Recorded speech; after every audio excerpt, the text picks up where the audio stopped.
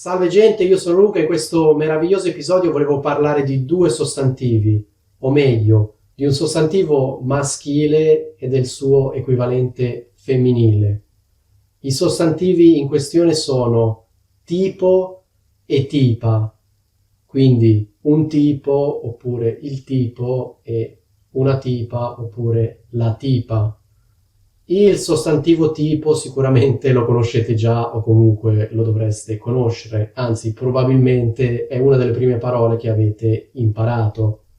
Questo per quanto riguarda il significato standard, quindi di tipo come categoria, tipo come insieme di oggetti che condividono determinate caratteristiche, no? Quindi la parola tipo la conoscete già. In questo episodio però non volevo parlare del significato standard e comune della parola tipo, ma di un altro significato della parola tipo.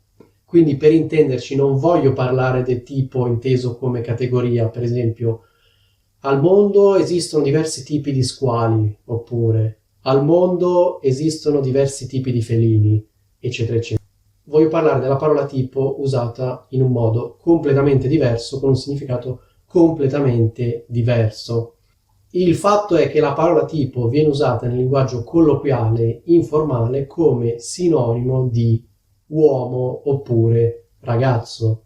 La cosa interessante della parola tipo è che comunque racchiude sia il significato della parola uomo sia il significato della parola ragazzo. In che senso? Che se dico un tipo oppure il tipo non c'è alcuna indicazione relativamente all'età di questa persona.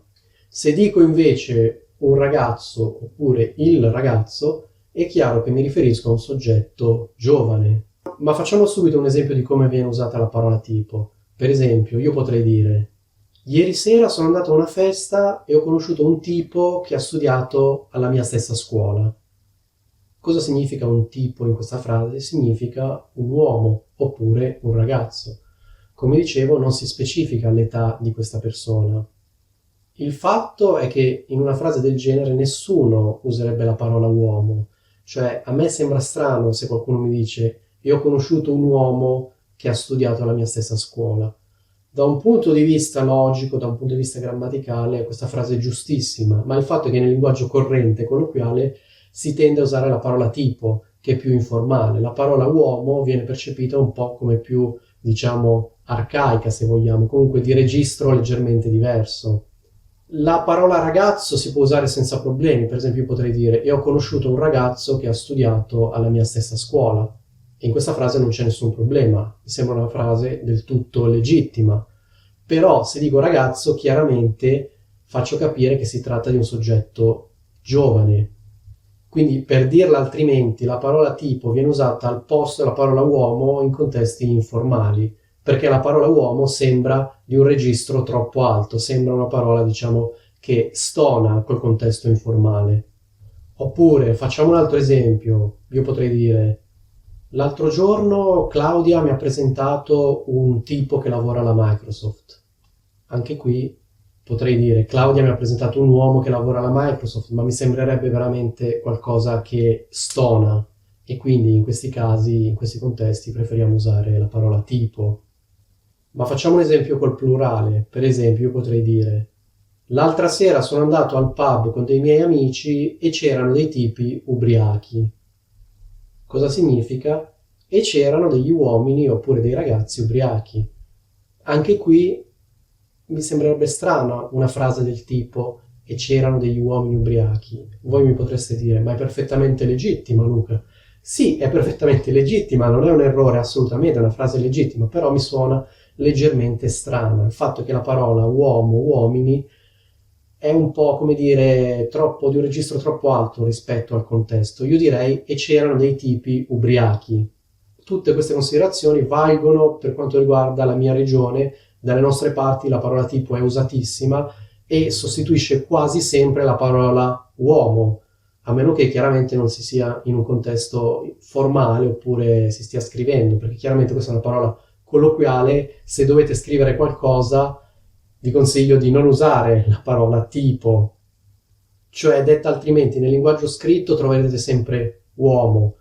Nel parlato, nelle conversazioni diciamo informali, spesso e volentieri sentirete tipo. Non so se conoscete la parola tizio. Ecco, se conoscete questa parola, diciamo che tipo e tizio sono sinonimi. Qual è la differenza? Diciamo che tipo è una parola più recente, che va più di moda adesso. Tizio andava di moda qualche anno fa, quindi adesso le persone tendono a dire tipo e non tizio, però sono due parole equivalenti.